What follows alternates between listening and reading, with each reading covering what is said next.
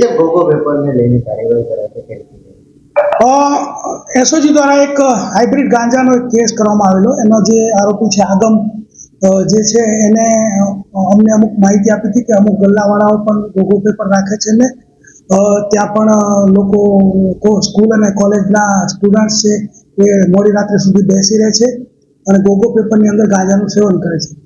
આ લિસ્ટ અમને મળતા એ તમામને અહીંયા એસઓજી ની ઓફિસમાં લાવેલા. એ લોકોને કાયદેસર કાર્યવાહી કરવામાં આવેલી, એ લોકોને વ્યવસ્થિત સર્વિસ કરવામાં આવેલી તથા ત્યારબાદ એ લોકોને જે છે ઉઠક બેઠક કરાવીને એ લોકોને શપથ પણ લેવડાવવામાં આવે કે આ લોકો ગોગો પેપર વેચશે નહીં.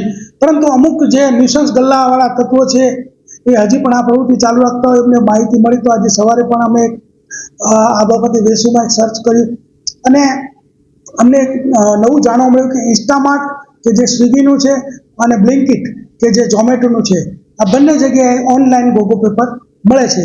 એટલે નજીકના ભવિષ્યમાં જ અમે આ બાબતે નોટિફિકેશન કરાવી અને તમામ ઉપર વધુ કડકમાં કડક કાર્યવાહી કરીશું.